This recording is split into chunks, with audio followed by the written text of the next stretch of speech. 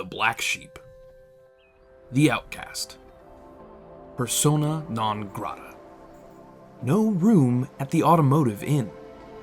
It's as if this car punched a kitten, ate the last biscuit, and killed Elvis. Even recent Kanye West interviews have had better reception.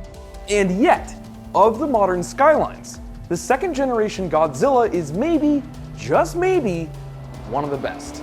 Today on Overdrive, the Nissan Skyline R33 GTR. In a lineup full of JDM royalty, there's an elephant in the room. The R33 GTR's reputation.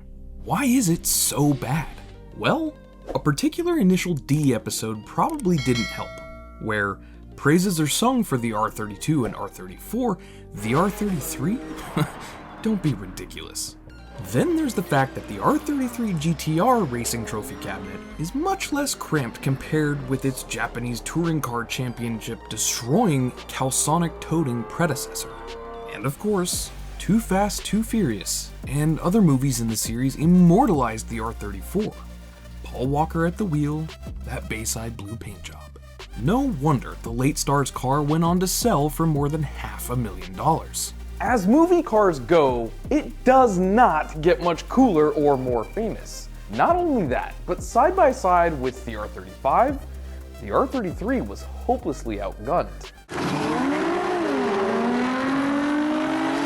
To be fair, so were many of the latest GTR's competitors. This was also a time where cars were getting bigger, because people were too, and still are. To justify this, car companies told you that size matters. Bigger is better. That's not just what she said, that's what Nissan and other manufacturers said too. I mean, why take up some of the road when you can take up all of it? Brash consumerism for the win. And so, the R33 GTR, first shown to the world at the 1993 Tokyo Motor Show, weighed around 250 pounds more than the R32. Yet, it offered the same power output. On paper, anyway. Not exactly promising, right? Being a bit of a porker wasn't the only physical change. Once the public could get their grubby mitts on the R33 GTR in January 1995 in the UK, Australia, New Zealand, but not in the US. Again. It materialized that it was longer than the R32. In fact, it was longer than the R34 and even the auto-only early R35s. This then is hardly an intro deserving of a future legend or JDM royalty. But like all good hero stories, adversity only makes the ending that much sweeter.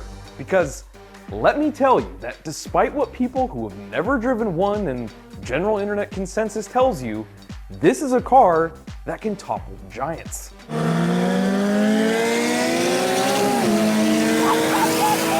To be fair, ignorance is partly to blame. Back then, many of us in the West knew very little, if anything, about that beast with the 4 circular rear lights that was in the intro for the original Gran Turismo. The internet was still a toddler. There was no Reddit cars section. Forums weren't that popular yet. There was no Facebook to tell people your relationship is complicated, or even Instagram to share sightings, and Doug DeMuro was graduating high school. Probably. And thanks to US import laws, it'd be 2.5 decades before we could drive one without fear of it being crushed. We watched on as other parts of the world came to grips with yet another desirable JDM beast. As impressionable teenagers with baggy clothes, poor skin, and oversized skate shoes, all we knew was that we absolutely had to have whatever rolled out of the digital Gran Turismo garage, and that we would happily sell all non-vital organs so we could park it on the driveway, that we didn't yet own either. That vehicle was, of course, the R33 GTR LM, seen by the 11 million people who bought the first game, making it one of the most popular PlayStation 1 games ever.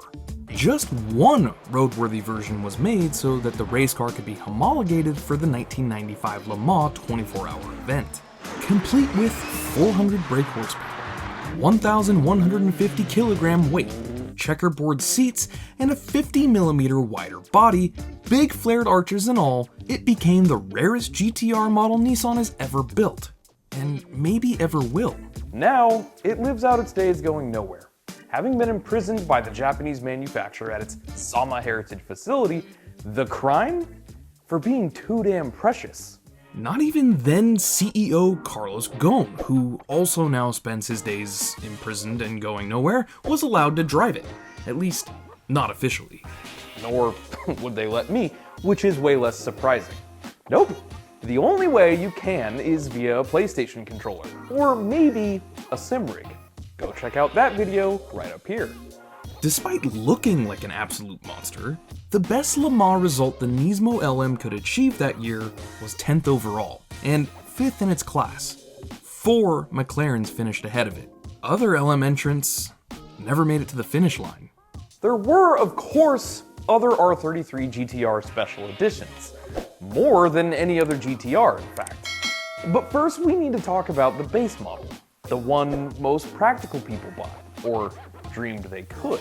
In its standard form, the R33 GTR shared a lot of DNA with the R32 GTR. Various tweaks and improvements, however, made for an even faster and smoother drive. A touch of rawness was lost, according to some, but virtually everything else got better. For starters, Nissan introduced a new Pro version of its Atessa ETS all-wheel drive system, capable of sending power to the front wheels as and when needed. Except this time, a clever secondary solenoid allowed the system to keep a 10% front wheel power bias as opposed to the always near 0% of the R32. That meant it was more ready to help rectify particularly scary oversteer moments and wear physics like a hat. The system could also monitor what was going on at the wheels 100 times per second. 10 times more than the ECU in the R32 GTR. This really was a full-blown computer on wheels moment. Minus solitaire. And that weird talking paperclip. Meanwhile, the traction control system was optimized.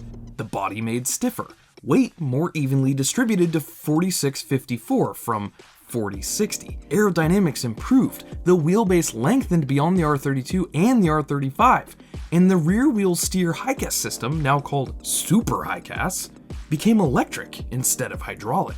This was on top of the mighty RB26 2.6-liter straight 6 with its twin ceramic turbos, which was largely unchanged except for toughening up the oil pump drive collar. With that famous and prohibitive Japanese gentleman's agreement in place, there was little incentive to chuck many upgrades under the hood. Power remained right at about 276 brake horsepower, according to the spec sheet. In reality, the figure was north of 300, as alluded to in early Gran Turismos. It really depended on who you asked and if you had access to a dyno. Torque was increased by 11 pound-feet, and the 5-speed manual gearbox slightly improved. The RB26's unusually high redline for a turbocharged engine was a fun party trick. However, big mid-range grunt meant you didn't need to bounce into that 8,000 RPM limiter for explosive performance. As with the R32 GTR, this was a Japanese monster that could carve up corners and blitz down the straights far quicker than much of its competition at the time. The supercar killer mantra seen with the R35, you could see those roots growing here. Restricting engine fettling did have one benefit, as it encouraged Nissan engineers to get clever in other areas. As a result, the R33 GTR got wider tires, bigger brakes, and a slew of aerodynamic improvements, including revised side skirts, that rear wing, and other areas of the body. It could now slice through the air to the tune of a 0.35 drag coefficient, down from the R32 GTR's 0.40. Even now, the R33 GTR can hold its own, although that high-cast rear-wheel steer system is often disabled for reliability and handling consistency at higher speeds, at the expense of sharper turning, sadly. Driven back-to-back with the R32 GTR, there is something a little less brutish about it. However, on increasingly neglected roads, particularly in Europe, extra smoothness was no bad thing. And somehow, probably because of that famously Japanese electrical trickery, many motoring journalists said it felt lighter and more nimble. In any case, everything else was still worthy of the partly red GTR badge.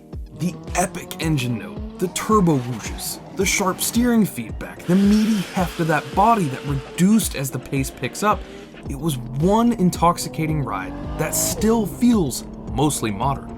Not bad for a 27-year-old lump of metal and rubber. Without that full-to-the-brim trophy cabinet to persuade customers the extra weight was worth it, Nissan returned to the legendary and dangerous toll road we all know as the Nurburgring. With Dirk Scheusman at the wheel, the R33 GTR became the first production car to break a sub-8-minute lap time. 7:59.887. 20-odd seconds faster than the R32 GTR.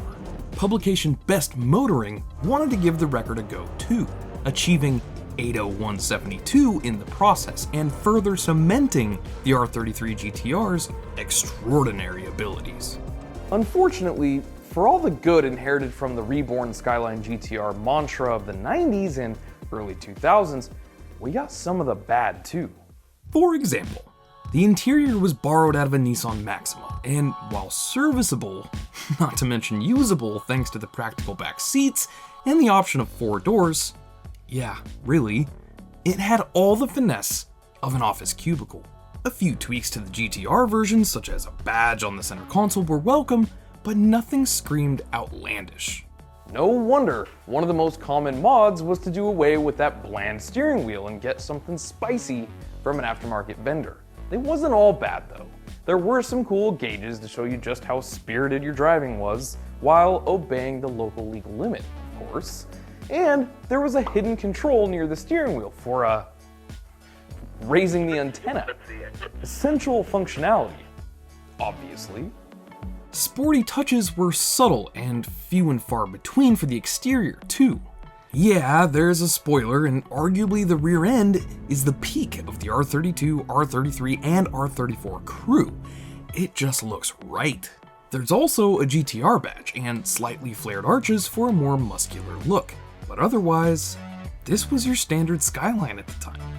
A car sold to families as practical motoring. Sitting between the R32's more svelte look and the R34's meatier haunches and bigger presence, I wouldn't blame you for dying on the hill that says R33 GTR looks best. Not as instantly likable, sure, but in researching this video, it's grown on me big time, and it's aged really well.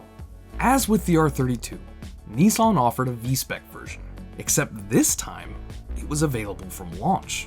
For a price premium, you got sportier suspension, larger Brembo brakes, 17-inch BBS alloys, and an active limited slip differential, or ALSD for short, all of which added yet more weight to the overall total. If you could dig deeper, Nissan also offered at launch a Nismo N1 variant, which was there to help with homologation in Japanese N1 domestic racing. Mirroring the R32 GTR N1, this considerably rarer off-the-shelf version was lighter, more tunable, and simplified. Much of the hefty premium you paid resulted in numerous engine upgrades, including an air-cooled oil cooler, turbochargers with metal instead of just ceramic, altered camshaft profiles, and an increase in boost. Weight saving took the form of using carbon fiber here and there and removing modern luxuries such as the rear window wiper, air conditioning, trunk carpet, side vanity mirror, and the entire audio system. By the time that last R33 GTR rolled off the line in Japan wearing black pearl, it was November of 1998, just before the Spice Girls topped the Christmas charts. Nearly 17,000 cars had been made, substantially fewer than the 45,000 R32 GTRs. Yes, that means you are way less likely to see an R33 GTR in the wild, especially the highly sought after Nismo 400R variant. Just 44 of them were made with the RBX GT2, an RB26 bored and stretched to 2.8 liters and 400 horsepower, as engineered by Reineck. This absolute weapon of a Skyline was capable of beyond 180 miles an hour, hence its own bespoke speedometer, and a 0 to 60 sprint well below 5 seconds. No wonder then that the list of engine upgrades read like an annual shopping list. But sadly, not as inexpensive. Nissan originally promised to build 100 examples, but with the R34 GTR in the pipeline, just 44 made it to customers. As such, prepare to smash open multiple piggy banks if you want to own one. These things are supercar pricey. With the aforementioned R34 looming, the sun was setting on our forgotten hero. But not before that iconic yellow and black number 23 Pennzoil Nismo GTR came home with the driver's trophy at the 1998 All Japan GT Championship, driven by Kamase and Kageyama. It was a fitting end to a car that many seem to misunderstand and still do. A Skyline GTR less successful and less admired, but basically as capable and quietly influential in its own right. You know what though? You can keep thinking the R33 GTR is the black sheep, the outcast, persona non grata, because that just means they'll remain a little more affordable for a little while longer, allowing more Skyline enthusiasts access to one of the best GTRs of all time. And in this day and age of ridiculous inflation, stagnant wages, and insane fuel prices, that's half the battle. And that is the Nissan Skyline R33 GTR Overdrive. You've been watching Ideal Media. My name is Trav.